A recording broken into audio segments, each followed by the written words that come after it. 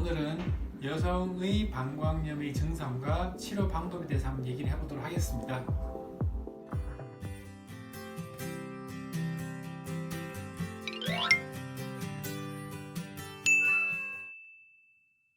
성인과 여성을 좀 구분해서 얘기를 하도록 할게요. 그러니까 방광염은 남자는 거의 생기지 않습니다. 남자 요도는 굉장히 길어요. 이렇게 부분이나 굽어서 한 25cm 정도 되는 반면에 여성의 요도는 한 2cm에서 3cm밖에 안 돼 짧기 때문에 외부에 있는 균이 훨씬 더 침입하기 쉽습니다. 또 하나는 여성의 요도는 이렇게 직선으로 되어 있거든요. 그런 원인들에 의해서 남자보다는 여자들이 방광염이 더 많이 생기고요. 그리고 물론 전 연령의 여성들한테 생길 수 있지만은 보통은 이제 성관계를 하기 시작하는 여성에서 훨씬 더 많이 생긴다고 이제 얘기를 합니다. 그래서 대부분의 방광염은 성인 여성에게 생긴다라고 생각하시면 됩니다.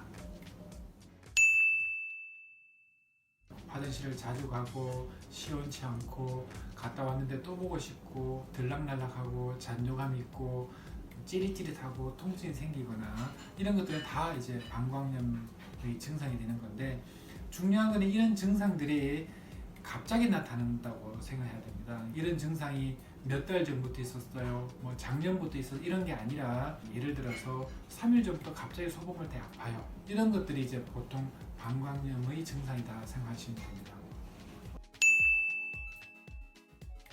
방광염은 뭐 흔히 우리가 잘 알고 있죠. 급성 방광염과 이제 만성 방광염을 이제 나눌 수가 있는데요. 급성 방광염은 내가 소변 볼 때 불편한 증상들이 갑자기 생기는 거예요. 일주일 전, 3일 전 이렇게 이제 갑자기 생길 때 우리가 흔히 이제 급성 방광염이라고 생각하고요. 우리가 알고 있는 그냥 방광염은 다 급성 방광염이다라고 생각하면 됩니다. 근데 만성 방광염은 사실은 조금 애매모호한 용어긴 한데 좀 더 정확하게 얘기하면은 이제 재발성 방광염으로 생각하면 됩니다. 급성 방광염이 1년에 3번 이상 이제 재발됐어요. 그럼 이제 재발성 방광염이 되는 거죠. 근데 그거를 보통 이제 흔히 그냥 만성 방광염 이렇게 얘기를 합니다. 그래서 방광염은 대부분의 급성 방광염이 이제 여러 번에 걸쳐서 나눠서 생긴다. 그러면 이제 만성 방광염이다라고 생각하시면 됩니다.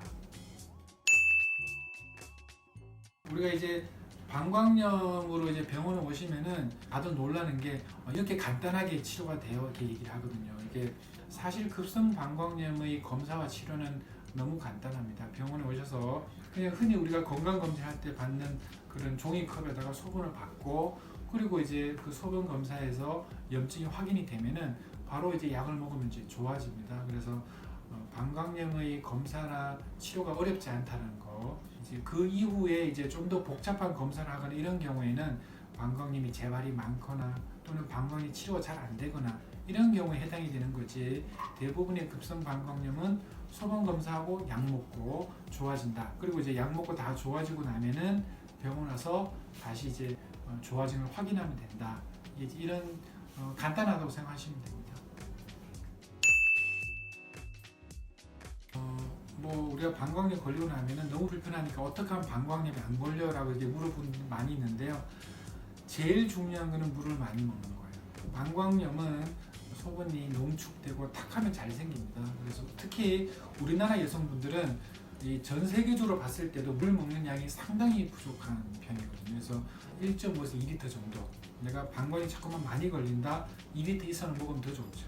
특히 요즘 이렇게 여름처럼 덥다, 땀을 많이 흘린다 이러면은 신경 써서 물을 더 많이 먹어줘야 됩니다. 그래서 방광염의 예방에 가장 중요한 거는 물을 많이 먹는 거다.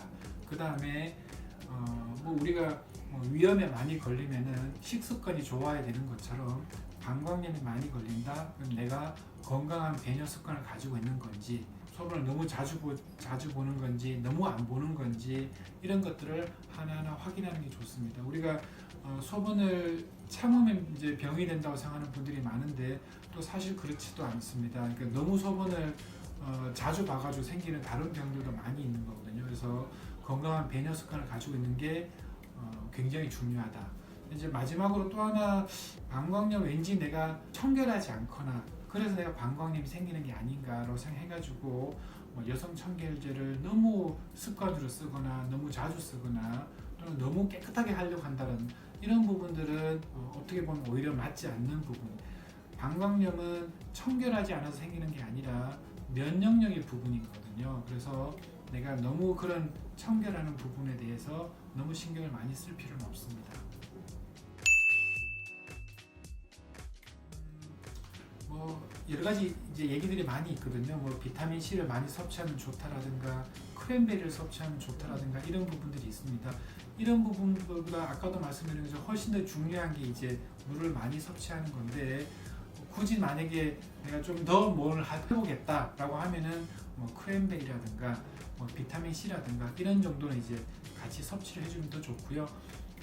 안 좋은 음식을 물어보시는데 뭐 그거는 이제 대표적으로 세 가지가 있습니다. 카페인, 알코올, 니코틴 이 세 가지가 방광염 있을 때는 안 좋은 음식이 되는 거니까 커피를 너무 많이 먹는다 조금 줄여주는 게 더 낫겠죠. 오늘은 그냥 방광염의 간단한 이제 리뷰를 했었는데요. 다음번에는 급성 방광염과 만성 방광염이 정말로 뭐가 다른 건지, 나는 어디에 해당되는 건지를 좀 더 자세히 알아보도록 하겠습니다. 감사합니다.